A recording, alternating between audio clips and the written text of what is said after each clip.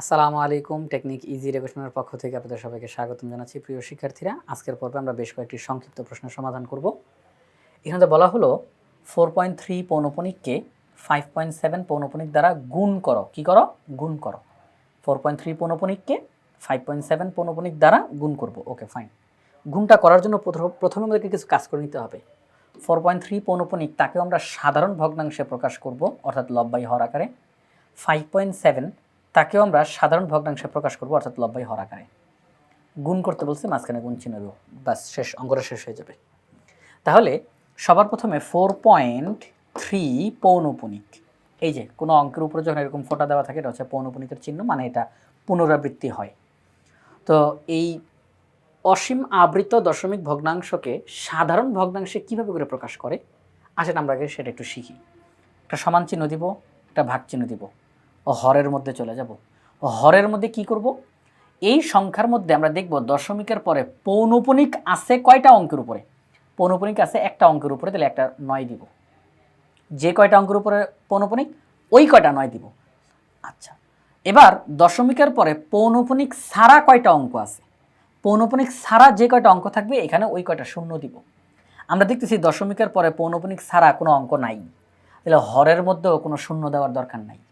যদি দশমিকের পরে দুইটা অঙ্ক পেতাম যাদের উপরে পৌনঃপুনিকের চিহ্ন নাই, আমরা তাহলে হরের মধ্যে দুইটা শূন্য দিতাম। দশমিকের পরে কিন্তু এটা খেয়াল করতে হবে, ঠিক আছে? আচ্ছা, হরের কাজ শেষে এবার লবে চলে যাই। লবে গিয়ে আমরা যে কাজটা করবো, দশমিকটা বাদে সম্পূর্ণ সংখ্যা যত হয় আমরা তত লিখে ফেলবো, একটা মাইনাস চিহ্ন দিব। এবার পৌনঃপুনিক যার উপরে আছে সেটা বাদ, এটা ছাড়া কত আছে? 4, আমরা 4 লিখব।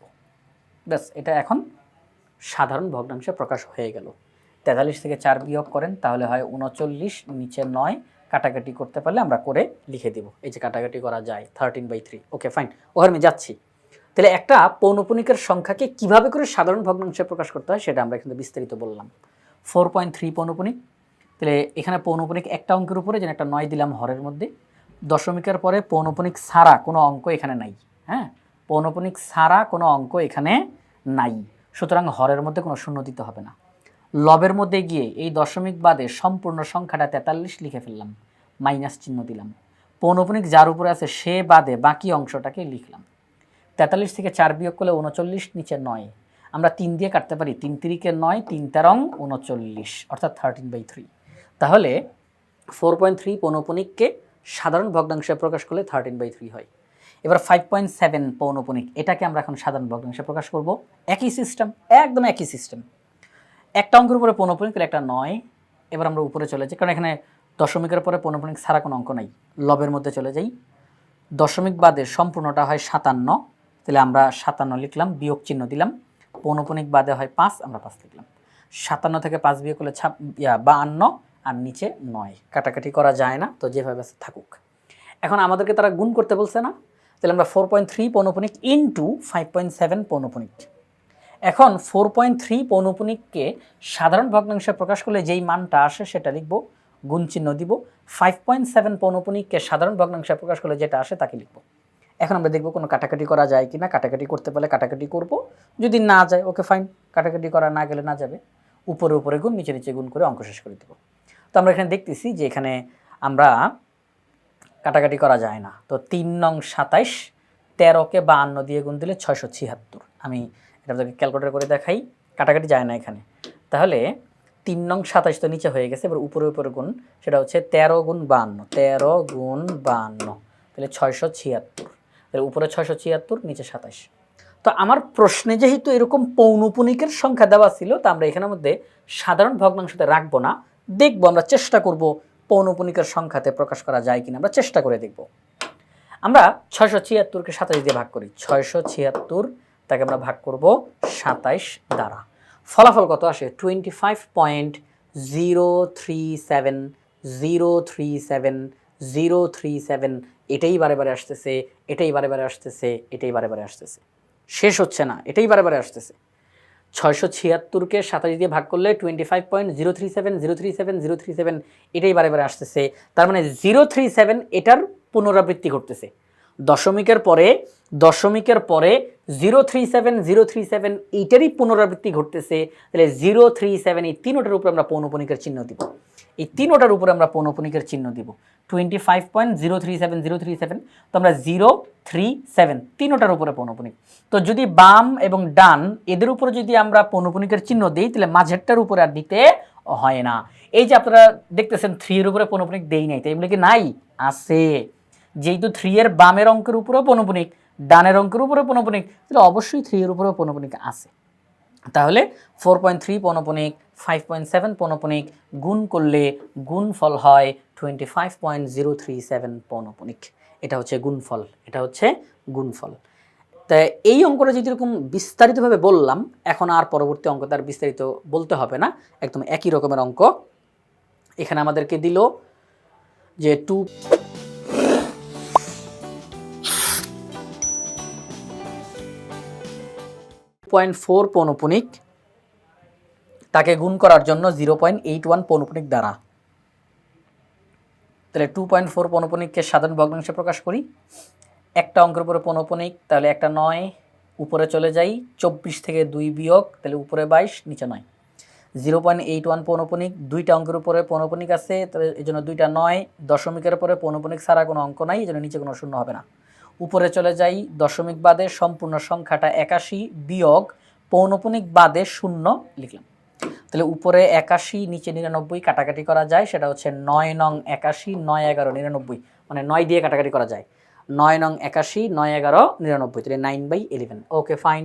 তাহলে আমরা 2.4 পৌনঃপুনিক তাকেও সাধারণ ভগ্নাংশে প্রকাশ করলাম, 0.81 পৌনঃপুনিক তাকেও সাধারণ ভগ্নাংশে প্রকাশ করলাম। তাহলে আমরা এখন এখানে লিখব এটা গুণ এটা, তো এটার সাধারণ ভগ্নাংশ এটার সাধারণ ভগ্নাংশ কাটাকাটি করা যায় কিনা। 9 9 কাটা যায়, 11 22-এর মধ্যে 2 বার যায়। Okay fine. তার মানে এই দুইটা পৌনঃপুনিকের সংখ্যা গুণ করলে ফলাফল হিসেবে 2 পাওয়া যায়, তাহলে গুণফল 2। এবার চলেন পরবর্তী সংখ্যাতে যাই, এখানেও গুণফল নির্ণয় করতে বলছে।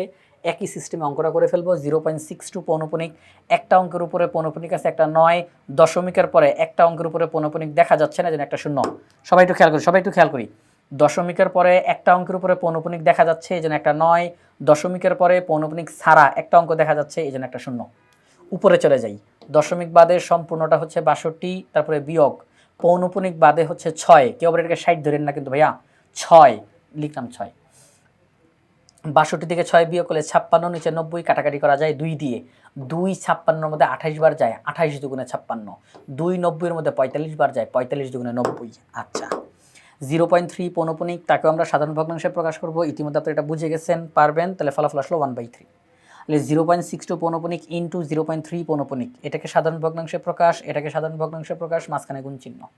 তো এখানের মধ্যে কোনো কাটাকাটি করা যায় না, কাটাকাটি করতে পারলে আমরা করতাম। তাহলে উপরে গুণ, নিচে গুণ, 28 একে 28, 3 45 135।